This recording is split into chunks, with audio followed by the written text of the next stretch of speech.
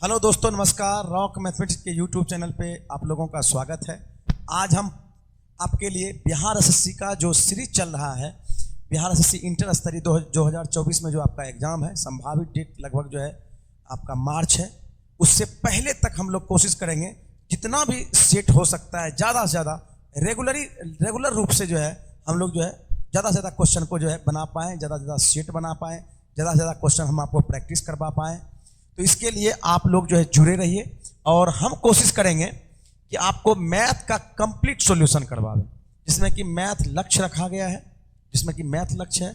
और इसमें जो है 25 क्वेश्चन रहता है सिर्फ मैथ का, जिसमें आपको प्रत्येक 4 नंबर का क्वेश्चन रहता है, एक क्वेश्चन 4 नंबर का रहता है। तो इस तरह से आप 100 नंबर आप जो है ला सकते हैं मैथ्स में, 100 नंबर ला सकते हैं। तो हम लोग प्रीवियस ईयर का जो है जितना भी क्वेश्चन होगा उसका हम लोग जो है डिस्कशन करते जाएंगे और कोशिश कर रहे हैं। पीछे भी आप देख सकते हैं कुछ जो हम वीडियो डाले हुए हैं, आप यहाँ से जो है देख सकते हैं, पढ़ सकते हैं। जो बिहार एसएससी का पहले से वीडियो आपके उपलब्ध होगा आपको यूट्यूब चैनल पे। आइए आज पहला सवाल हम लोग शुरू करते हैं आज के सेशन का। तो लगभग इसमें भी प्रीवियस क्वेश्चन ही है, आप उसी के अप्रॉक्स का सवाल है जो हो, उसके अगल बगल का भी कुछ कुछ क्वेश्चन है, प्रीवियस क्वेश्चन भी है। आपको हमको लगता है बनाने में आपको आसान हो, समझने में भी सवाल आसान हो। आप कुछ कुछ सवाल आप बना भी सकते हैं अपने से भी। देखें तो आज का पहला सवाल है कि यदि x y से 20% कम, यदि x y से 20% कम है तो y x से कितना परसेंट अधिक है। ये देखिए सवाल पूछा गया। तो इसका मतलब है, ये हम लोग सवाल है पहला x, ये हम लोग लेते हैं y, कहता है x y से 20% कम है, यानी इसका मतलब ये 100 है तो 20% मतलब कम मतलब कितना, 80 है, 80 है। अब सवाल में कह रहा है कि y x से कितना परसेंट अधिक है, y x से कितना परसेंट अधिक है, कितना अधिक है, 20 बटे नीचे में 80, किससे अधिक है, 80 से, गुना 100। तो ये हम लोग निकाल लेंगे 20 चौके 80, यानी हम लोग का हो जाएगा 25%।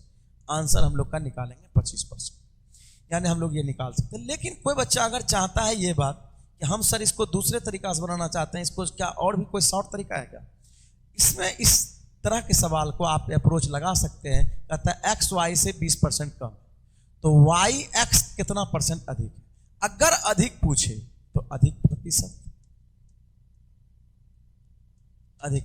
डायरेक्ट आप अप्रोच लगा सकते हैं कि अगर अधिक पूछे तो जितना कम या अधिक कहे उतना, अगर अधिक कहे तो आपको यहाँ नीचे में कम करेंगे, क्योंकि हम कम करेंगे तो ज़्यादा से ज़्यादा वैल्यू आएगा। और हम लोग को कम पूछेगा तो हम लोग क्या करेंगे, 100 में जोड़ेंगे। इसका मतलब यहाँ हम लोग 100 में घटाएंगे। अधिक पूछ रहा है तो इसका मतलब कम करेंगे 100 से, यानी 100 माइनस 20 कर दिए, डायरेक्ट लिख देते हैं हम 80 गुना 100। तो इसका मतलब ये हम लोग कटा देंगे, डायरेक्ट हो जाएगा 25%। आप ऐसा भी बना सकते हैं, आंसर नंबर हो जाएगा C। या तो आप ऐसा बनाइए या ऐसा बनाइए, जो जहां आसान। और बिहार एसएससी में जो आप देंगे एग्जाम में, हमको लगता है ये क्वेश्चन एक फिक्स रहता है, या तो 20% रहेगा या 25% रहेगा या कम रहेगा, अधिक रहेगा। इस तरह के सवाल पे आप एकदम नज़र बना के रखिए, क्योंकि ये सवाल हम कई बार देखे हैं एग्जाम में, सवाल डायरेक्ट आया हो। आप बिहार एसएससी ग्रेजुएशन लेवल दे दीजिए या इंटर लेवल दे दीजिए, ये आपको क्वेश्चन रहता है। तो ठीक है, उम्मीद करते हैं कि आपको बात समझ में आ गया। यही सवाल में अगर हमको कम पूछता तो हम लोग 100 में जोड़ देते, 120 हो जाता। ठीक है, अब यहाँ अधिक हो जाता है, यहाँ कम होता। चलिए अगला सवाल है भाई, कहा था 3 कारों की चाल का अनुपात दिया हुआ है 3, 4, 5। एक समान दूरी तय करने में लगने वाला समय का अनुपात क्या है। कार की चाल दिया हुआ है, चाल का रेशियो है। समान दूरी मतलब डिस्टेंस कांस्टेंट है, सबका दूरी बराबर बराबर है। करने में लगने वाला समय का अनुपात बताइए, टाइम का रेशियो है। तो आप ये समझिए भाई, स्पीड गुना टाइम बराबर, आप बचपन से पढ़ते आए हैं कि डिस्टेंस होता है। स्पीड गुना टाइम बराबर क्या, डिस्टेंस। सवाल में क्या है कि डिस्टेंस कांस्टेंट है। डिस्टेंस कांस्टेंट है, इसका मतलब है सबका डिस्टेंस बराबर, सबका डिस्टेंस क्या है, बराबर है।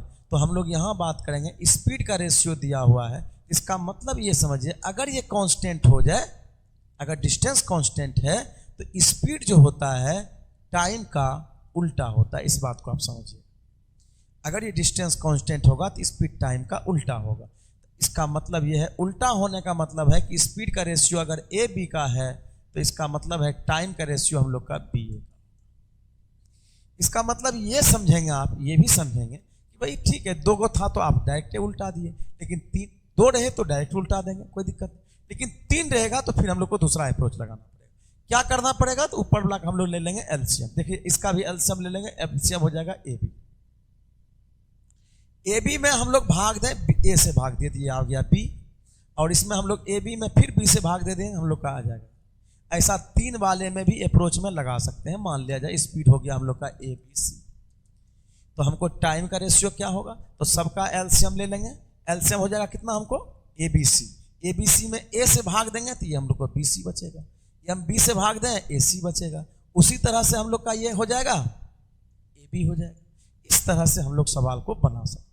जब भी कभी ये सवाल आवे, और ये भी जो आप सवाल देख रहे हैं बहुत इंपॉर्टेंट, ठीक है, हर इंपॉर्टेंट सवाल है कि इस तरह का सवाल एग्जाम में आता ही, तो आपको ये सब सवाल पैटर्न नहीं पता होना चाहिए क्या होगा। तो स्पीड का रेशियो हम लोग को दिया हुआ है 3, 4, 5। इसका मतलब है कि टाइम का रेशियो हो जाएगा, हम लोग सबका एलसीएम ले लेंगे, एलसीएम हो जाएगा हम लोग का 60। देख लीजिए 60 में हम लोग 3 से भाग दें यानी 15, 15 में 4 से भाग दें, सॉरी, ये हो जाएगा आपका 20, ये हो जाएगा 20, और ये हो जाएगा हम लोग का 15, और ये 15 से भाग दें, ये हम लोग का 12। तो इसमें देखते हैं कौन सा ऑप्शन है जो 20, 15, 12 आ रहा है। 20, 15, 12 यानी आंसर नंबर बी। तो आप इस बात को समझेंगे, देखेंगे, कहीं आपको दिक्कत हो तो आप बताएं। हमको लगता है कि समझ में आ गया होगा। स्पीड गुना टाइम बराबर डिस्टेंस, डिस्टेंस कांस्टेंट है तो स्पीड टाइम का उल्टा होता है सीधा। कोई झांपन विधि भी लगा देगा। झांपन विधि क्या लगाएगा भाई? जिसका निकालना है उल्टा निकालने के लिए हम लोग झांप देंगे। 20 चौके 4 पंचे 20 हो जाएगा। फिर इसको रख देंगे 5 तिया 15, 4 तिया 12। ऐसे भी सवाल को बना सकते हैं, उल्टा रेशियो। ठीक है, तो ये सब जो आप देख रहे हैं ना सवाल, ये बहुत इंपॉर्टेंट सवाल। तो आपको जरूरी है कि इस तरह के सवाल को पैटर्न को देखिए। कभी कभी हो सकता है कि भाई हम लोग का जो है टाइम कांस्टेंट कर दे। टाइम कांस्टेंट कर देगा तो क्या होगा? अगर टाइम कांस्टेंट होगा तो स्पीड डायरेक्टली प्रोपोर्शनल हो जाएगा डिस्टेंस का।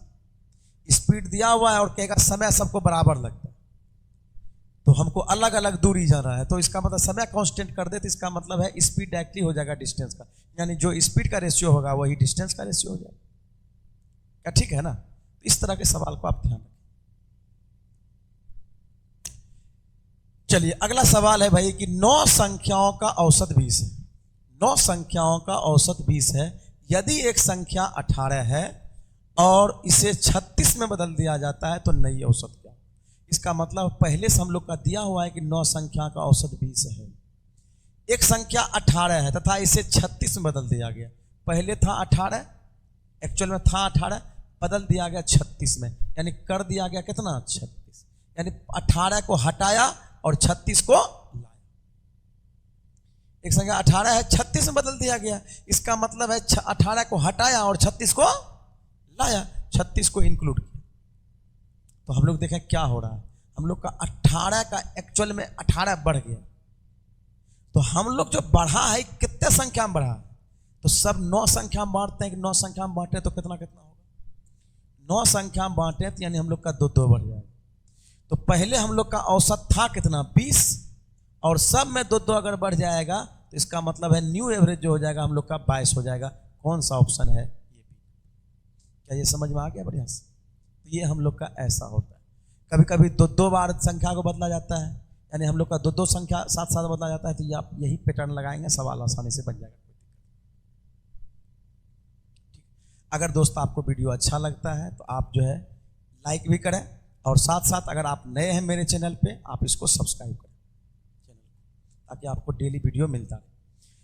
चलिए ये सवाल है यदि कि 5 वर्ष का साधारण ब्याज मूलधन का 40% के बराबर। एक से एक आपको बेहतरीन सवाल बनेगा, बेहतरीन तरीके से सिखाएंगे, आपको लगेगा नहीं जबरदस्त तरीका। 5 वर्ष का साधारण ब्याज मूलधन का 40% के बराबर है, तो कितने वर्ष में ब्याज अपने मूलधन के बराबर हो जाएगा? ब्याज मूलधन के बराबर है यानी मूलधन के बराबर हो जाएगा। तो आइए देखते हैं। मान लेते हैं कि मूलधन हम लोग का 100 था, अभी ब्याज कितने हैं? 40 है। क्या बरस में 40 है? 5 बरस में। कितना बरस में? 5 बरस में। तो हम कहें कि भाई 5 बरस में 40 है। हमको कहता है ब्याज 100 कब हो जाएगा? ब्याज 100 कब हो जाएगा? इसका मतलब यह है कि हम देखें प्रत्येक वर्ष ये बढ़ कितना कितना रहा। प्रत्येक वर्ष ये बढ़ कितना कितना रहा है, तो 40 में हम लोग 5 से क्या करें, इसका मतलब है 8 रुपया प्रत्येक वर्ष बढ़ रहा है। और हमको चाहिए ब्याज, हमको चाहिए 100 चाहिए हमको ब्याज। यानी कहता है कि अब ब्याज अपने मूलधन के बराबर हो जाएगा। कब हो जाएगा, कितने बरस में हो जाएगा। यानी इसका मतलब एक बरस में, आप सोचिए अगर कि एक बरस में हम लोग का ये करें, इसका मतलब एक बरस में हम लोग को 8 रुपया बढ़ रहा है, तो 100 रुपया कितने बरस में हो जाएगा। यानी जितना ब्याज बढ़ा है, प्रत्येक वर्ष का ब्याज 8 रुपया बढ़ा है, तो हम लोग समझिए निकाल लेंगे। तो ये हो जाएगा हम लोग का 4 दूनी 8, ये 25, यानी हम लोग का हो जाएगा 12.1/2। इसको हम लोग, ये हम लोग का जो 12 आया है, ये हम लोग का वर्ष में आया है। महीना में बदलना चाहते हैं तो ये वर्ष हो जाएगा आपका, रहने दीजिए, ये हम लोग का वर्ष आ गया। मंथ में बदलना चाहते हैं, इसका मतलब 12 वर्ष, आधा साल को आप 12 से गुना कर दीजिए, 6 महीना में बदल जाएगा। यानी 12 वर्ष 6 मंथ। कौन सा ऑप्शन है, डी। क्या ठीक है। आप लॉजिकली सवाल को सोच सकते हैं, कोई दिक्कत नहीं, सोचने में कोई हर्ज नहीं है। क्या नहीं दिक्कत है इसमें कि भाई 100 रुपया मूलधन था, ब्याज हम लोग को कह रहा है कितना हो गया है, 40 रुपया, 40%। अब हम लोग देख रहे हैं ये कितने साल में हुआ है भाई, 5 साल में। तो प्रत्येक साल कितना बढ़ रहा है, इसका मतलब प्रत्येक साल 8 रुपया पर ईयर बढ़ रहा है। 8 रुपया पर ईयर बढ़ रहा है, यानी एक साल में 8 रुपया बढ़ रहा है। इसका मतलब है हम लोग का कहेंगे कि हमको 100 रुपया ब्याज चाहिए, तो 100 रुपया ब्याज जो हुआ होगा क्या महीना में, क्या साल में हुआ है, मतलब 8 रुपया प्रति वर्ष के दर से हम लोग का जो हुआ है, ये 12.5 वर्ष में हुआ। तो हम लोग को निकाल दिए भाई समय। बाकी फार्मूला वाला तरीका है, जनरली लोग इसको फार्मूला भी तरीका से बनाता है, तो आप खुद जो फार्मूला भी अप्रोच लगा के बना लेंगे। आइए देखते हैं ये सवाल। एक गांव की जनसंख्या 10% वार्षिक कमी होती है। एक गांव की जनसंख्या में 10% वार्षिक कमी होती है। 2 वर्ष पूर्व गांव की जनसंख्या 12,500 थी, तो वर्तमान में जनसंख्या कितनी है। यानी हम लोग का देख रहे हैं 10% के दर से कम हो रहा है जनसंख्या, यानी 12,500 जनसंख्या है। और 10% जनसंख्या वर्तमान में क्या है ये पूछ रहा है, ये तो पहले था।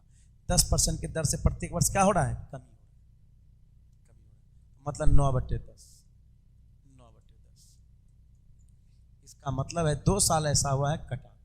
हम देखते हैं कि 9 का मतलब डिजिटल सम्स अगर बनाना चाहते हैं, 9 का मतलब होता है 0, यानी सबको कर देगा ये 0। कौन सा ऑप्शन 0 वाला है हम लोग यही देख लेते हैं। गुना होना तो ठीक है, आप गुना करके भी निकाल सकते हैं, कोई दिक्कत नहीं। कौन सा ऑप्शन हम लोग को 0 देता है, तो ये हम लोग का ऑप्शन 0 नहीं देता है, ये 0 नहीं देता है। 5 3 8 2 10, ये भी 0 नहीं देता है। 5 2 7 7 1 8 1 9, यानी आंसर नंबर क्या ठीक है। आप सवाल को ये अप्रोच लगा के बिना गुना किए हुए भी बना सकते हैं, कोई दिक्कत नहीं, डिजिटल सम लगा।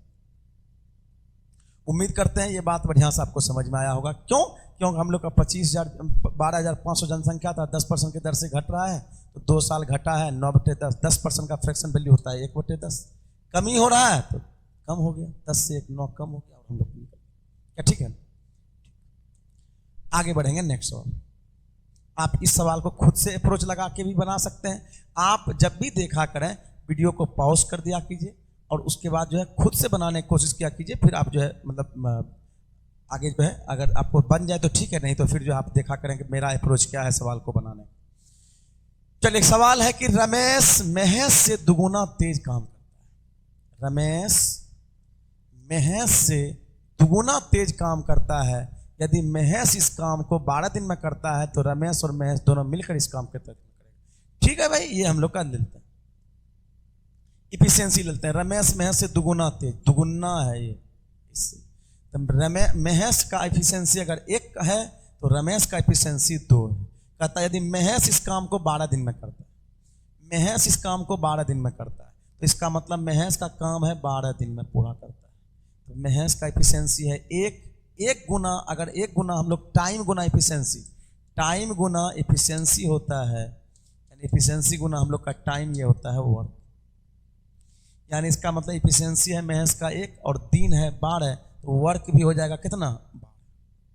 वर्क कितना हो जाएगा, 12, यानी 12 कम 12 कर दिए, 1 गुना हम लोग का 12 करें, यानी हम लोग का वर्क हो गया। इसका मतलब ये हम समझ सकते हैं कि टोटल वर्क दिया हुआ है हम लोग को 12। अब यहां से बात करें हम लोग भाई कि रमेश और महेश दोनों मिलके उस काम को कितने दिन में करेगा।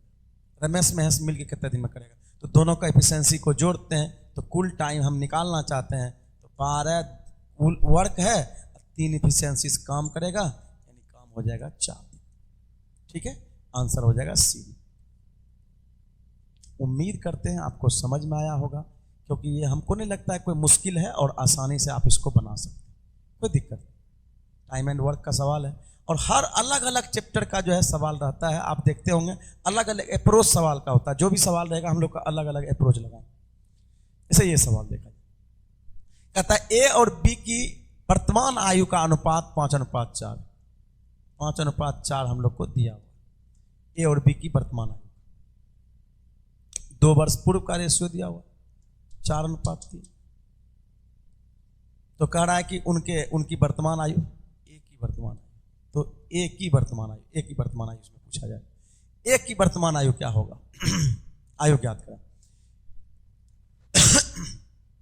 तो सवाल है भाई 5:4 है, 4:3। ये है वर्तमान का रेशियो, ये है पूर्व का रेशियो। पूर्व है तो आप ऐसे समझिए भाई ये वर्तमान है, ये पूर्व है, पूर्व का रेशियो ये वर्तमान में दिया हुआ था हम लोग का 5:4 का रेशियो, और ये इससे पूर्व दिया हुआ है ये 4:3। अगर पूर्व कहेगा तो इसका मतलब यहां से घटेगा, अगर बाद कहेगा तो यहां से बढ़ेगा। तो इसका मतलब यहां हम लोग का घट रहा है, कितना कितना यूनिट घट रहा है, 1। बैलेंस करने की आवश्यकता नहीं है, पहले से ही क्या है ये बैलेंस है। तो हम लोग का घट रहा है 1 यूनिट। जो घट रहा है किसके वजह से घट रहा है भाई, 2 वर्ष पूर्व की वजह से। 1 बराबर 2 वर्ष, 1 बराबर 2 वर्ष, तो हम लोग को निकालना है 5 बराबर 5 10 वर्ष, यानी आंसर हो जाएगा बी। कहता ए का पूछ रहा है, बी का पूछता तो हम लोग का 8 निकल जाता। या तो ए पूछेगा या बी पूछेगा, कुछ भी पूछेगा तो आप यहां से बना सकते हैं, कोई दिक्कत नहीं। चलिए ये सवाल है कि एक गांव में 30% महिलाएं अशिक्षित हैं, परंतु गांव की कुल जनसंख्या 6000 है, जिसमें पुरुष और महिलाओं का अनुपात दिया हुआ है 1:2, 1:3 क्रमशः। तो कुल अशिक्षित महिलाओं की संख्या, अशिक्षित महिला बताना है, और एक गांव में दिया हुआ ही है 30% महिलाएं अशिक्षित, और हमको पूछा जा रहा है अशिक्षित महिला, क्या ठीक है ना। यानी हम लोग को महिला अशिक्षित का प्रतिशत दिया हुआ है कितना है, और जो हम लोग को ये अशिक्षित महिला पूछ ही रहा है। ये बात गौर करने लायक है कि आप जब भी सवाल को पढ़ें एक बार गहराई से पढ़ें कि सवाल कहना क्या चाह रहा है। अब है हम लोग का कि कुल जनसंख्या है कितना भाई, 6000। कुल जनसंख्या कितना है, 6। अब हम लोग बात करें कि इसमें पुरुष और महिला कितना है। जब भी इस तरह का सवाल दिखे, पहले ये देख लीजिए, जब भी आपको ये फ्रैक्शन में दिखे आप क्रॉस गुना कर दिया कीजिए, डायरेक्टली यहीं से गुना कर दें, 3:2 हो जाएगा मैन और वुमेन।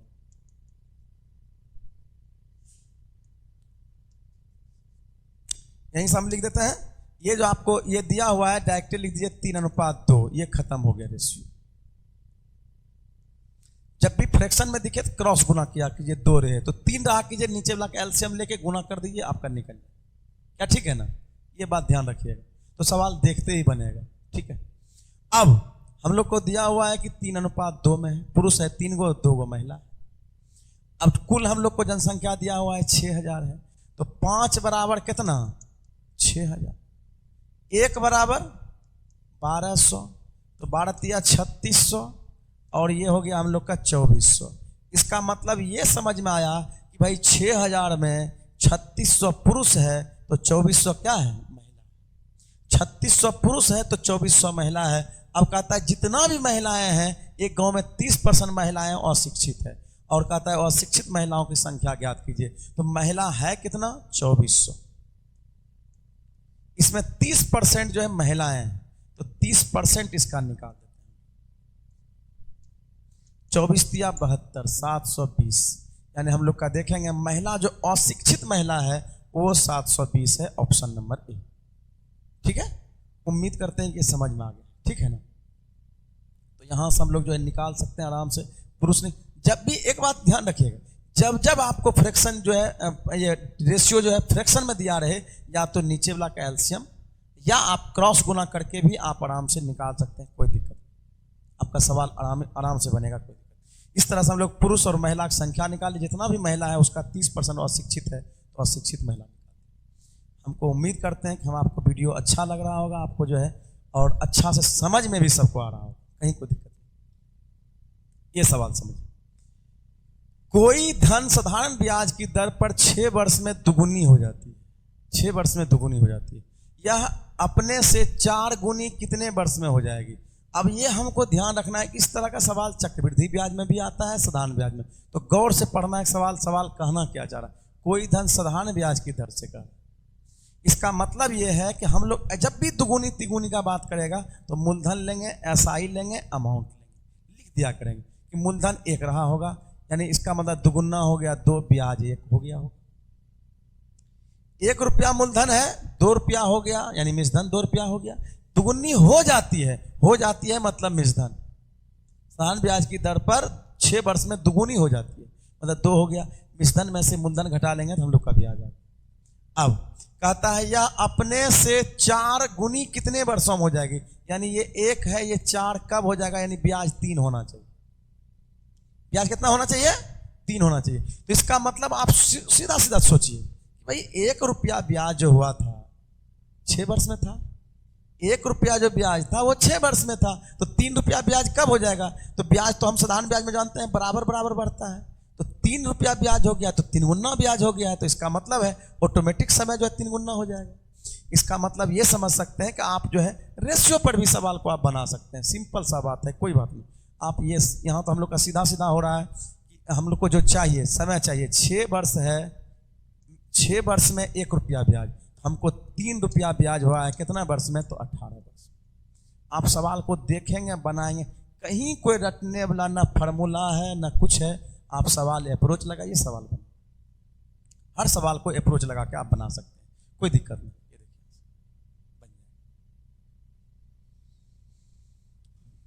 दूसरा बात, अगर कोई रेशियो बनाना चाहते हैं तो रेशियो पर डायरेक्ट बनाएंगे। हम लोग का जानते हैं ब्याज बराबर, सब लोग जानता है ब्याज बराबर होता है मूलधन गुना समय गुना दर बटे नीचे में 100। इसको समझने का प्रयास कीजिएगा। अगर हम लोग को P कांस्टेंट हो जाए, यानी धन कांस्टेंट है, धन देखिए दोनों स्थिति में कांस्टेंट है, वही धन दुगुना हो रहा है, वही धन चौगुना हो रहा है, तो इसका मतलब है धन कांस्टेंट है। इसका मतलब ब्याज जो हम लोग का डिपेंड करता है RT पर। इस सवाल में देखिए रेट भी कांस्टेंट है। रेट भी क्यों कांस्टेंट है, जो रेट का पहले बात कर रहा था वही रेट का, क्योंकि रेट का चर्चा नहीं है, तो रेटो कांस्टेंट है, ये भी कांस्टेंट है, ये भी कांस्टेंट है। SI डायरेक्टली प्रोपोर्शनल हो जाएगा टाइम। इसका मतलब है हम लोग का यहाँ से देखें कि ब्याज भाई पहले तो हम लोग का 1 था, अब हो गया 3, 1 से 3 हो गया, तो टाइम का रेशियो चूंकि डायरेक्टली है तो 1:3 होगा। तो 1 रुपया जो हम लोग का दिया हुआ है, 1 का वैल्यू दिया हुआ है 6, तो ये हम लोग का 6 कितना, क्या ठीक है ना। तो ऐसा भी सोच सकते हैं आराम से, कोई दिक्कत नहीं। अगर आप लास्ट तक देखेंगे तो बहुत अच्छे तरीका से चीज को जो है किया जाता है कि आप अप्रोच लगा पाएंगे सवाल को बनाने का। अप्रोच क्या है, एक परीक्षा में 70% छात्र गणित में, 80% छात्र भूगोल में और 160 छात्र दोनों विषयों में उत्तीर्ण हुए हैं। तो कुल छात्रों की संख्या ज्ञात कीजिए, कुल छात्र।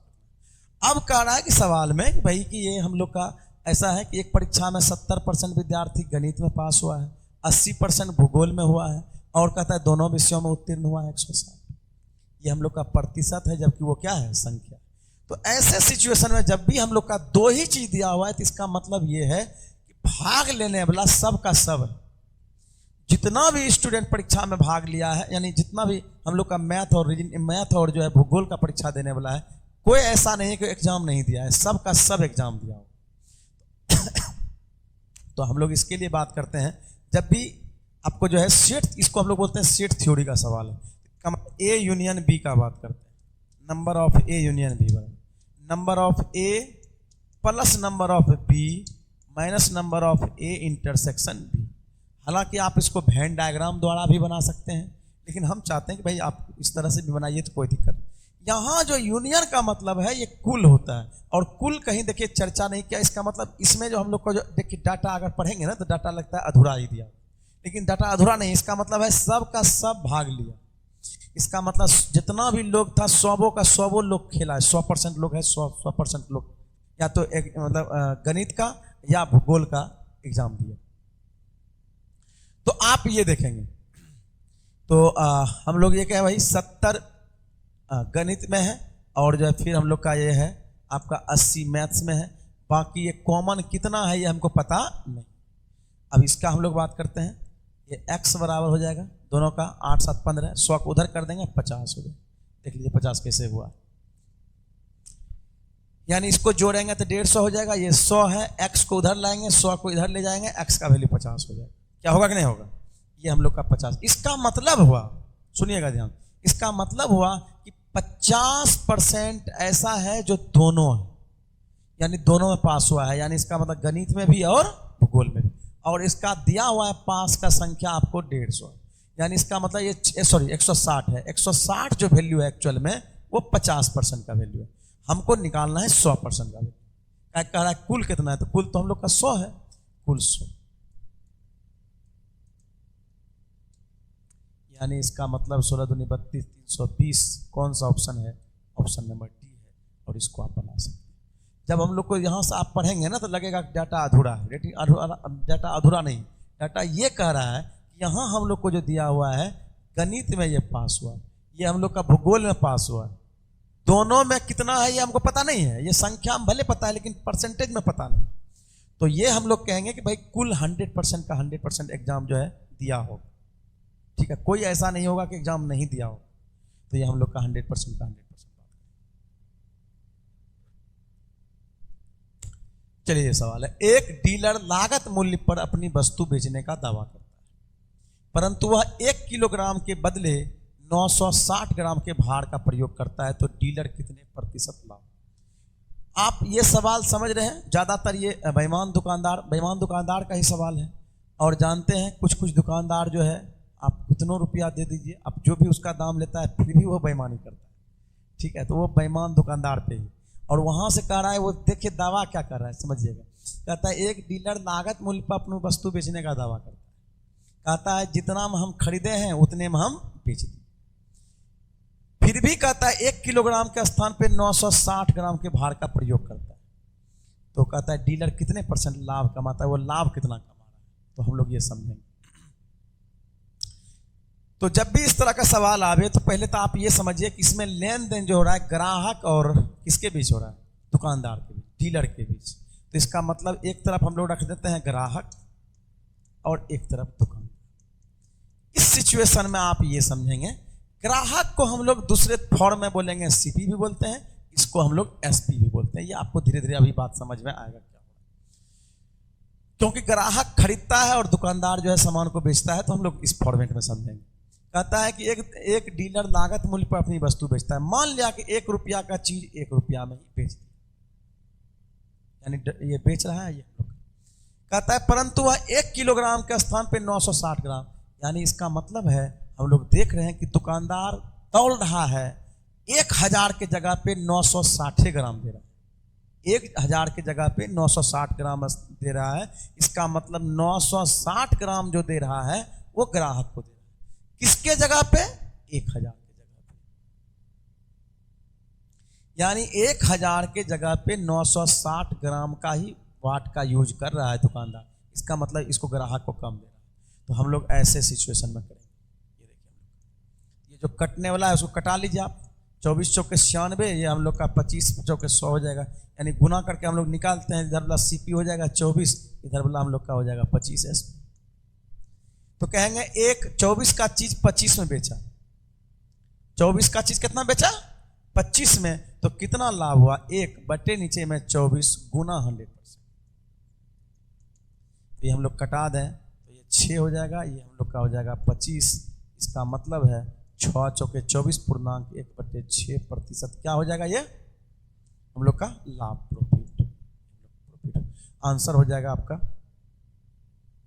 इसको बना लीजिएगा, ऑप्शन में होना चाहिए 1 बटे 6%। आंसर हो जाएगा आपका 4 पूर्णांक 1 बटे। बहुत इंपॉर्टेंट सवाल है, इस तरह का आप जो है ऐसे सवाल को बनाएं। ठीक है, दूसरे तरीका से अगर आप सोचना चाहते हैं, ये आपको समझ में हम उम्मीद करते हैं कि आ गया होगा। तो अगर आप दूसरे तरीका से सोचना चाहते हैं तो ऐसे भी सोचिए। कोई दुकानदार कह रहा है कि 1000 ग्राम का चीज हम 1000 रुपया में बेचते हैं। ग्राम और रुपया को हम लोग यहाँ बराबर लेके चलते हैं। 1 ग्राम का वैल्यू 1 ग्राम का वैल्यू 1 रुपया समझते हैं। 1000 ग्राम का मतलब हम लोग 1000 रुपया हो जाए। तो कह रहा है कि जितना वो खरीदा उतने में बेच लिया, मतलब 1000 का चीज हजारे में, मतलब ये हम लोग कह रहा है कि एक डीलर लागत मूल्य पर अपनी वस्तुओं को बेचने की दावा करता है, यानी 1000 का चीज हजारे में बेचने की दावा करता है। फिर कहता है लेकिन 960 ग्राम का यूज करता है 1 किलोग्राम के स्थान पे, यानी 1000 ग्राम की जगह पे 960 ग्राम का यूज करता है। इसका मतलब इससे ना तो उसको लाभ हुआ ना, हम लोग ये देख रहे हैं, इसका मतलब 1000 की जगह पे 960 ग्राम तक का तोल रहा है, तो कितना ग्राम कम तोल रहा है। देखिए अब जितना ग्राम कम तोल रहा है या लाभ ले रहा है हानि ले रहा है, हम लोग का बात करें 40 ग्राम कम तोल रहा है, कितना वाट का यूज कर रहा है। जब भी हम लोग ये दुकानदार को लाभ होता है तो कम वाट का यूज करके ही तो लाभ हुआ है, तो इसका मतलब 40 बटे नीचे में 960 गुना 100%। देख लीजिए कौन सा ऑप्शन आता है, ये हो जाएगा 24 चौके 96, 6 चौके 24 और ये 6 चौके 24 गुना, यानी ये हम लोग का निकल जाएगा। तो इस तरह से आप चीज को समझ सकते हैं, बना सकते हैं। हालांकि ये मेथड जो आप आराम से बना सकते हैं, कोई दिक्कत नहीं, उस मेथड से भी आप सवाल को लगा सकते हैं, सुनिए। चलिए अगला सवाल है next, A B C D E 5 लगातार विषम संख्या। देखिए कितना बढ़िया सवाल, आप समझेंगे।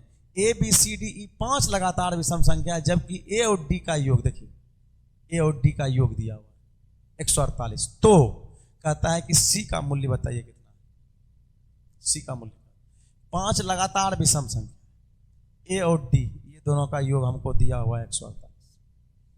हम क्या करते हैं भाई, चूंकि ये विषम संख्या लगातार संख्या है, कॉन्स्टिट्यूटिव नंबर है, तो हम लोग ए और डी का औसत निकाल लेते हैं। ए और डी का औसत क्या रहा, नहीं ए और डी का हम लोग औसत निकाल लेते हैं। 148 में हम लोग 2 से भाग देते हैं, यानी हो गया हम लोग का 7 और 4 74।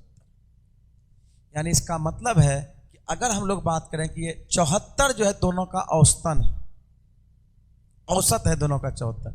आप देखिए ए यहां है डी यहां, इसका मतलब ये रहा होगा कि ये 74 अगर औसत है, 5 विषम संख्या है, इसका मतलब 74 तो बीच वाला संख्या रहता है ना, औसत होता है बीच वाला, 4 गो के बीच वाला का हम लोग ले रहे हैं। हम ये सोचें कि ई है ही नहीं, अगर ई नहीं है तो दोनों का औसत निकालेंगे तो 4 विषम संख्या हम लोग का क्या होगा कि फर्स्ट और लास्ट विषम संख्या, फर्स्ट और लास्ट को जोड़ के 2 से भाग दीजिएगा तो उसका औसत ऑटोमेटिक आ जाए। इसका मतलब ये चारों का औसत आ गया। अगर औसत है 4 गो का, तो हम लोग देखें अगल बगल वाला संख्या कैसे कैसे बनेगा। तो ये देखिए क्या होगा, ये हो जाएगा आपका अगल बगल निकालना चाहते हैं विषम संख्या, एक बार एक घटाएंगे एक बढ़ाएंगे, क्योंकि विषम संख्या है। ये हो जाएगा आपको 73, ये हो जाएगा आपका 75।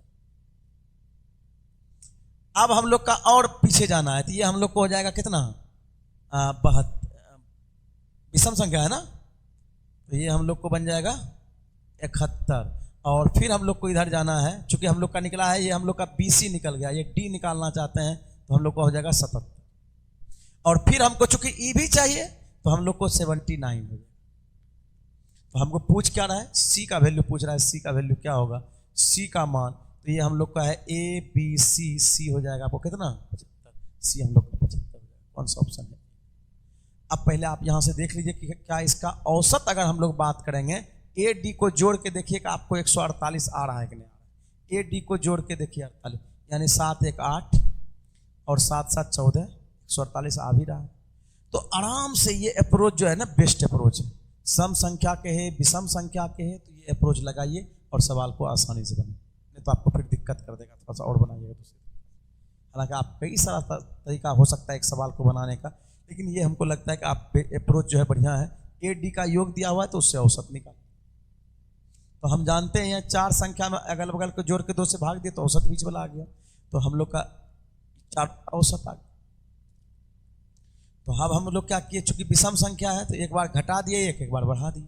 अब विषम संख्या में चलना है, 2 2 घटाते जाएंगे, 2 2 बढ़ाते जाएंगे, तो हम लोग का ये था ई 79 हो जाएगा। इस तरह से हमको सी पूछ रहा है तो ए बी सी हो गया ये 75, क्या ठीक है। तो ऐसे हम लोग, अगला सवाल है ए बी सी का औसत 40 है, यदि ए बी का औसत उम्र जो है 35 वर्ष है और बी सी का औसत उम्र 42 है। इस तरह का भी सवाल जो है, हालांकि बहुत इजी सवाल है, लेकिन बार बार पूछा जाता है सवाल। तो आप देखें इसमें हो क्या रहा है,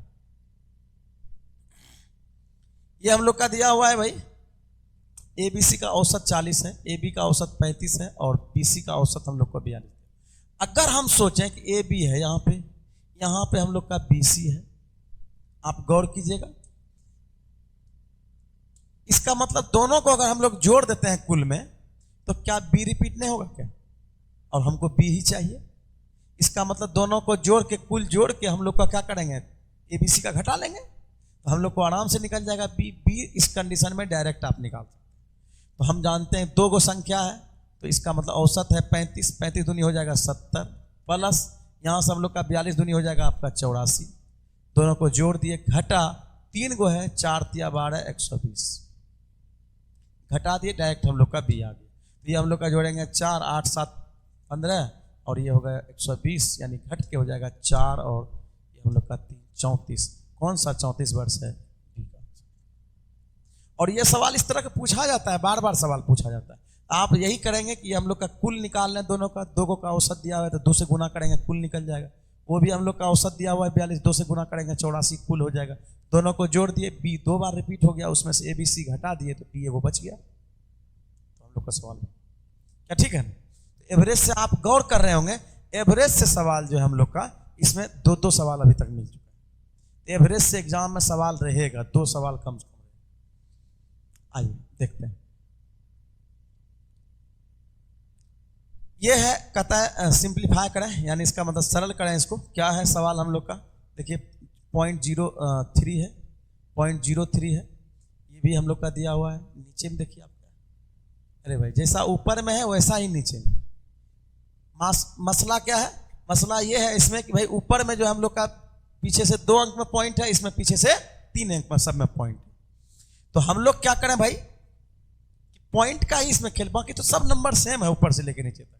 तो हम लोग यहाँ क्या करें, 2 और 2 4, यानी 4 अंक में, यहाँ देखिए 4 अंक में, 4 अंक में पॉइंट 2 2 अंक में बन रहा है।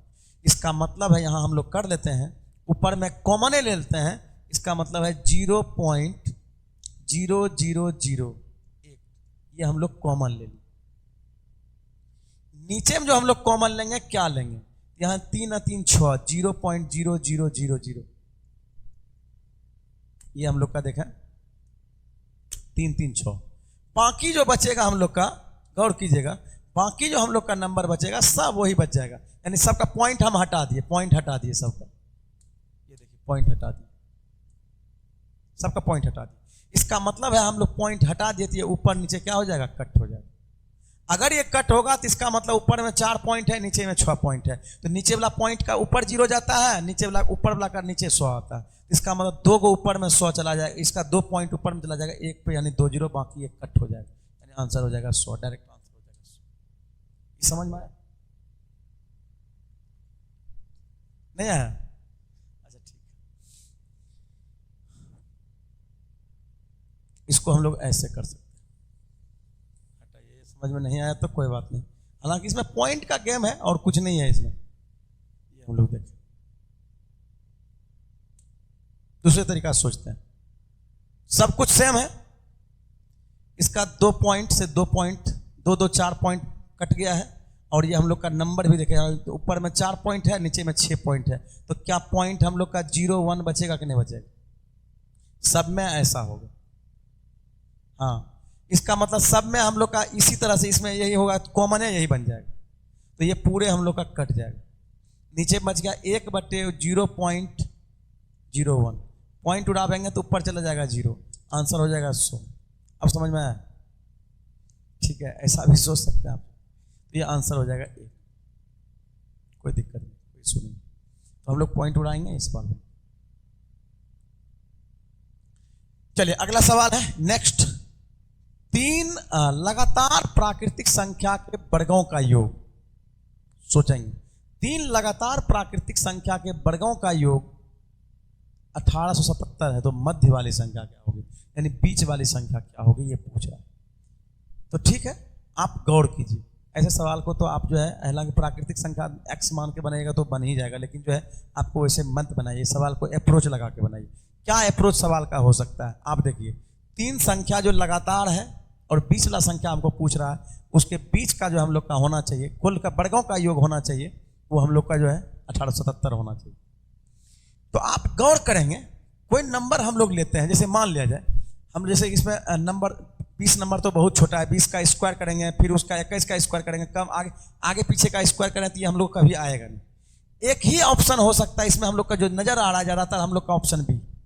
ये 20 जो है हम लोग का 25 जो है, क्योंकि 25 का स्क्वायर 625 होता है, 25 का स्क्वायर 625 होता है। देख लेते हैं 25 का स्क्वायर हम लोग का 25, इधर हम लोग का 24, इधर हो जाएगा हम लोग का 26, क्योंकि लगातार संख्या हमको लेना है बीच वाला। क्या ये हम लोग का देखते हैं, क्या इसके स्क्वायर का योग हम लोग का ऐसा आएगा क्या? तो स्क्वायर का योग देख लेते हैं, डिजिटल सम से देख लेते हैं कि इसका स्क्वायर का योग 4 2 6, 6 का स्क्वायर 36, 36 मतलब 9, 9 मतलब 0, 5 2 7, 7 का स्क्वायर 49, 49 मतलब 9 का मतलब 0 यानी 4। और ये हम लोग का हो जाएगा, ये हम लोग का हो जाएगा 6 2 8, 6 2 8, 8 का स्क्वायर 64, 64 मतलब 10, 10 मतलब क्या 10 मतलब 10 मतलब 1, यानी हम लोग का 1। ये हम लोग का 4, 4 1 5। हम लोग देखते हैं क्या इसको जोड़ने पर 5 आता है? 8 1 9, 7 7 14, 14 मतलब 5, बिल्कुल आता है। इसका मतलब मध्य वाली संख्या 25 है, ठीक है ना? या आप ये अप्रोच लगा के बना के, या बाकी कर सकते हैं, आप इसको जोड़ सकते हैं, यही चीज कर सकते हैं। नहीं तो फिर आप अगर करना चाहते हैं x मान के, x+1 मान के, x+2 मान के, तो आपको बहुत लंबा पड़ जाएगा। वैसे मत क्या कीजिए, वैसा अप्रोच लगाया कीजिए, सवाल देखें और सवाल बने। धीरे धीरे आप हमसे जुड़े रहेंगे तो वो सब चीज आपको क्लियर होते चले जाएगा क्या क्या हो रहा है। जितना सवाल पूछा हुआ है इसमें, हर सवाल को हम लोग बेस्ट अप्रोच से सोल्व करेंगे, बस आप लोग जुड़े रहिए मेरे साथ। चांदी पानी से 19 गुना भारी है, जबकि तांबा पानी से 9 गुना भारी है। तांबा पानी से इस धातु में प्राप्त करने के लिए चांदी किस अनुपात में तांबा, चांदी में किस अनुपात में तांबा मिलाया, चांदी में तांबा मिलाया जाए ताकि पानी से 15 गुना भारी हो। ठीक है, तो पानी से 15 गुना हो जाए, 15 गुना हो जाए पानी का, सब में पानी का गुना करा है, पानी से इतना गुना हो जाए। तो हम लोग यहाँ चांदी है भाई, सिल्वर है, ठीक है, और दूसरा हम लोग का सीयू है, कॉपर है, और ये हम लोग का भाई चांदी का भाई जानते हैं हम लोग, लिख देते हैं एजी, एजी ये सीयू। और यहाँ हम लोग कह रहा है कि भाई चांदी का बात कर रहे हैं पानी से 19 गुना भारी, और ये हम लोग का पानी से तांबा जो है 9 गुना भारी। जबकि मिश्रण किया जा रहा है, मिश्रण, तो मिश्रण जो हो रहा है ये हम लोग का कितना गुना है। तो ये अप्रोच एलिगेशन लगाइए, आराम से बन जाएगा किस अनुपात में मिलाया गया था।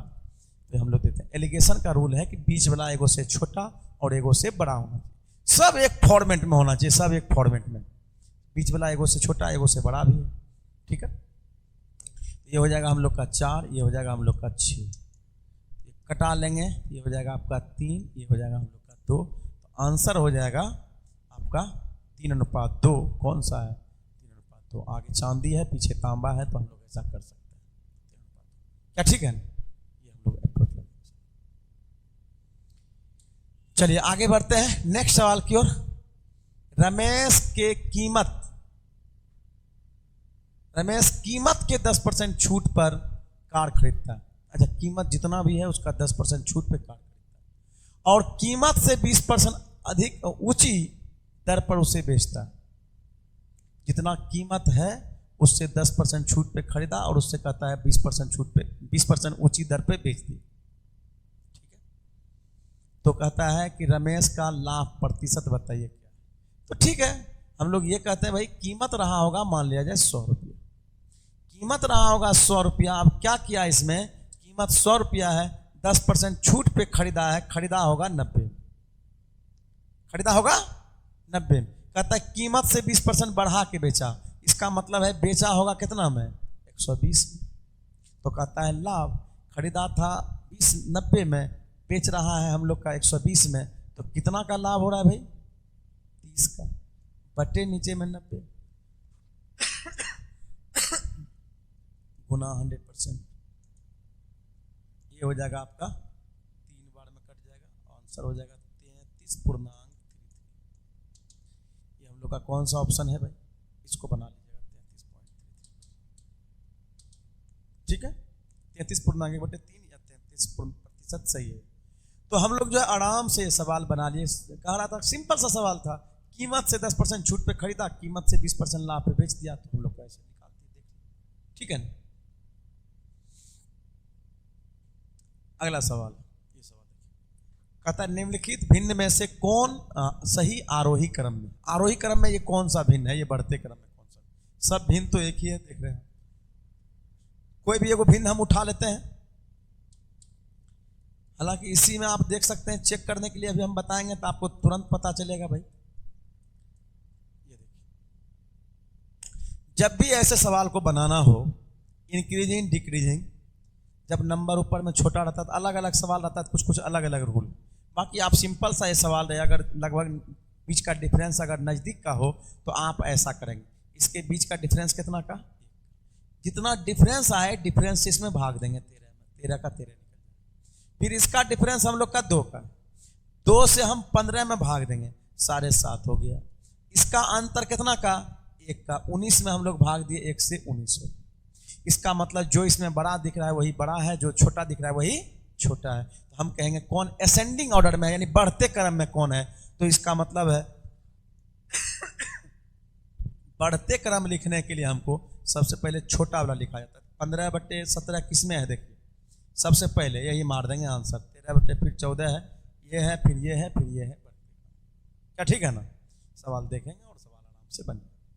हालांकि इसके लिए हम शॉर्ट वीडियो भी बना दिए हैं, आप इसका देख भी सकते हैं, क्योंकि जब नंबर ऊपर में छोटा होता है नीचे में बड़ा होता है तो भाग देते हैं उल्टा, तो सोचते भी हैं उल्टा, लेकिन ये जब डिफरेंस नजदीक का होता तो सवाल को ऐसे ही बना। चलिए ये सवाल है आपका, 200 और 300 के बीच कितने 3 अंक की संख्या है जिसके प्रथम और अंतिम संख्या 2 है। कहता है 200 और 300 के बीच कितने 3 अंक की संख्या है, चूंकि इसके बीच आएगा तो सब भाई 3 अंक का संख्या आएगा। कहता है 3 अंक की संख्या जिसके प्रथम और अंतिम संख्या 2, प्रथम और अंतिम संख्या 2। हालांकि जब भी इस तरह का सवाल पूछता है हमको प्रथम और अंतिम संख्या का 2 है, तो पहले आप ये देखिए, ऐसे सिंपल सोच लीजिए, 200 है, इसमें तो हम लोग का नहीं आएगा, क्योंकि 200 जो है, क्योंकि इसका प्रथम अंक तो 2 है लेकिन अंतिम अंक 2। कभी कभी ये भी पूछता है कि बताइए अंतिम अंक किसका जो है सेम नंबर है, यानी 2 रहेगा तो 2 रहेगा, 3 रहेगा 3 रहेगा, 4 रहेगा 6। इस तरह का सवाल आजकल के चलन में है, इस तरह का सवाल पूछा जा रहा है, परसेंटेज में देके पूछा जा रहा है। इसका भी शॉर्ट वीडियो हम बना दिए, ठीक है। तो ये देखेंगे हम लोग का, ये कहता है प्रथम और अंतिम अंक दोनों 2 होना चाहिए, तो प्रथम तो है इसमें 2, अंतिम नहीं है, इसका मतलब पहला जो इसका अंक होगा क्या होगा, 202। 200 तो अब सब में होगा, क्योंकि 200 से हमको 300 तक जाना है, 299 तक तो हमको जाना ही है इधर से। अब यहां से हम लोग का बात करते जाएं कि ये 2 होगा, फिर हम लोग का कितना होगा, 12 होगा, 10-10 बढ़ाते जाएं तो संख्या हम लोग का बढ़ते चले जाएगा। आप ध्यान रखिएगा ऐसे सवाल में 10 को नंबर आता है, तो 2, 10, 22, 32, 42, 52, 62, 72, 82, 92। देख लीजिए नंबर क्या हुआ, 1, 2, 3, 4, 5, 6, 7, 8, 9, 10। इसका मतलब 200 करके आगे में तो सब में 2 लगा हुआ है, आगे में सब में 2 लगा हुआ है, ये आप जान रहे हैं। इसका मतलब इसमें प्रथम और अंतिम अंक 2 है कि नहीं। सवाल यही पूछ रहा है प्रथम और अंतिम ऐसे कितने अंक होंगे, 10 को हो गया संख्या, क्या ठीक है ना। सवाल को देखेंगे, सवाल अप्रोच लगे, और आजकल के चलन में है, बिहार के आपको बीपीएससी का एग्जाम देंगे उसमें भी सवाल ऐसा पूछा गया है, बिल्कुल पूछा गया है। तो इस तरह के सवाल को आजकल पूछा जाता है। आइए सवाल है, नेक्स्ट सवाल, यदि कोई धनराशि का चक्रवृद्धि ब्याज एवं साधारण ब्याज के बीच 20% वार्षिक दर से 4 वर्षों में अंतर, इतना रुपया का SICI का 20% की दर से 4 वर्ष का अंतर 684 रुपया, तो वह धनराशि है। जनरली हम भी बताते हैं कि आप फार्मूला याद रख लीजिए, 2 वर्ष के लिए, 3 वर्ष के लिए, लेकिन यहां भाई फार्मूला को भी पार कर गया है, यानी 4 वर्ष के लिए। आप इसमें कोई दूसरा अप्रोच नहीं लगा सकते, यानी इसका मतलब कॉन्सेप्ट आपको जब तक पता नहीं है तब तक आप सवाल को जल्दी बना नहीं सकते। तो कॉन्सेप्ट क्या है इसका, तो हम लोग जब भी साधारण ब्याज का बात करते हैं, चक्रवृद्धि ब्याज का बात करते हैं, तो ये हम बताएंगे आपको। जब चक्रवृद्धि ब्याज हम लोग देखते हैं तो इसमें कहते हैं कि भाई मूलधन मान लिया हम 100, मूलधन मान लिया 100, मूलधन का 20% ब्याज मिल रहा है, 20% रेट से है, 20 ब्याज, 20, 20, 20, ठीक है, 20 4 बार हुआ है। साधारण ब्याज तो हम लोग ले लिए। अब चक्रवृद्धि ब्याज का बात कर रहा है, इसका मतलब है हम लोग का चक्रवृद्धि 20 का 20% 4, फिर हम लोग का 44 का 20% यानी इसका मतलब 8.8। फिर हम लोग का बात करेंगे यहां से, इसका मतलब है 20 या 60 और 12 कितना 72 पॉइंट हम लोग का 20% निकालते हैं। तो 8 दूनी 16, 2 दूनी 4, 1 5 और 7 दूनी 14, यानी हम लोग का 145, सॉरी 2 अंक के बाद पॉइंट, यानी हम लोग का हो जाएगा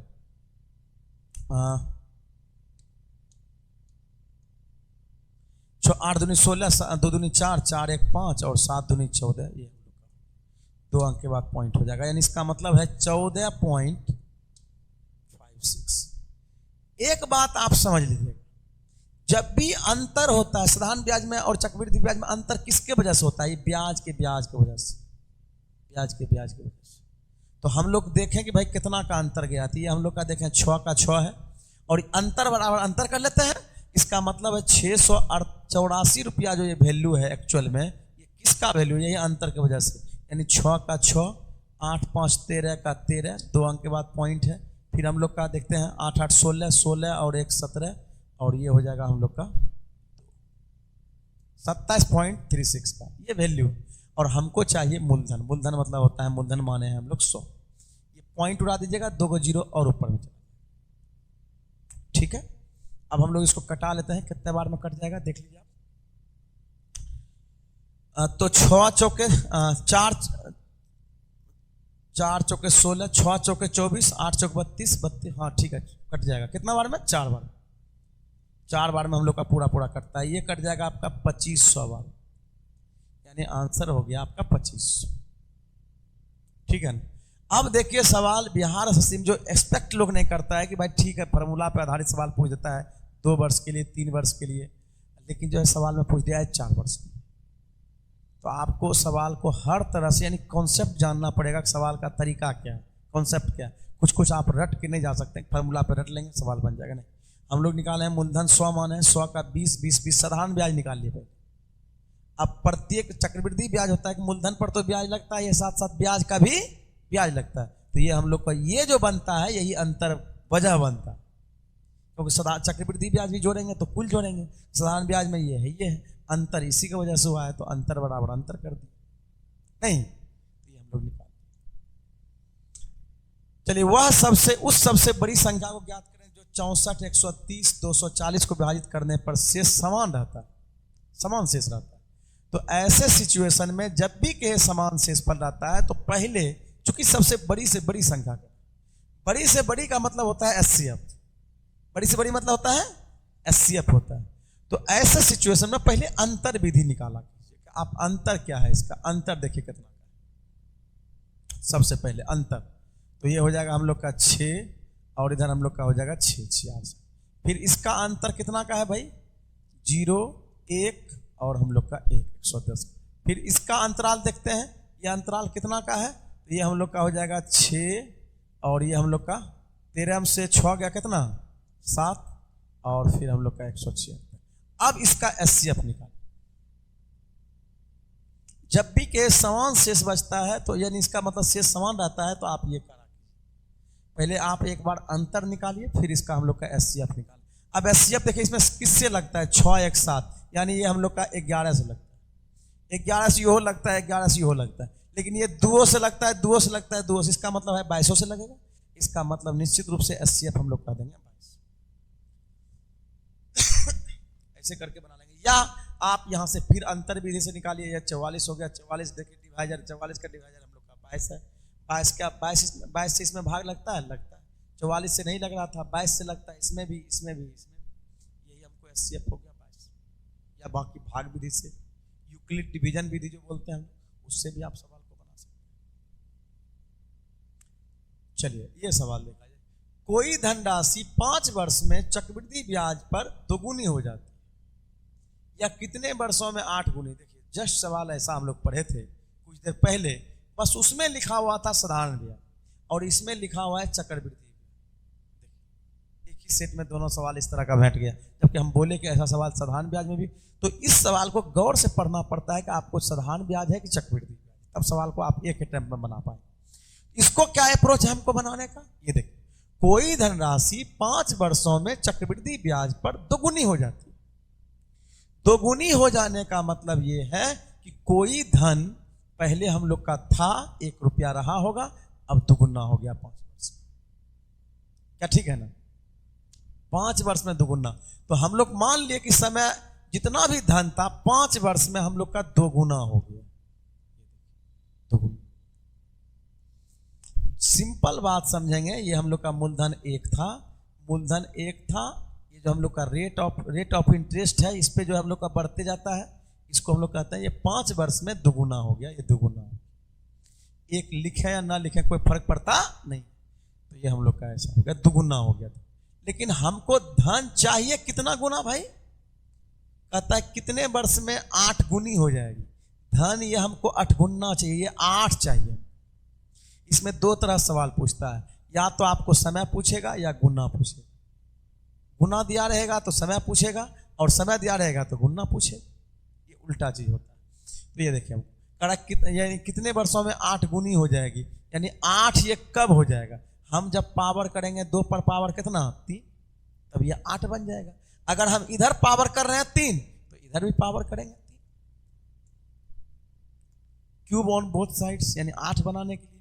तब ये हो गया 8 गुनी,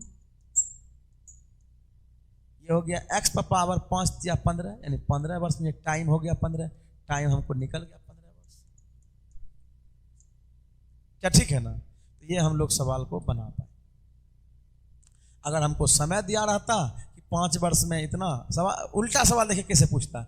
अगर हमको दिया रहता 5 वर्ष में ये जो हो जाता है दोगुनी, तो हम लोग को 15 वर्ष में कितनी गुनी हो जाएगी? इसका मतलब है दोनों तरफ हम लोग क्यूब करते तो भी क्यूब करते, तो इसका मतलब x पावर 15 बराबर 8 गुनी हो जाता। तो ये ऐसा भी पूछ सकता है आपसे सवाल भी। यही 2 तरह से उल्टा के सवाल, गुन्ना वाला में सवाल CI में पूछा जाता है।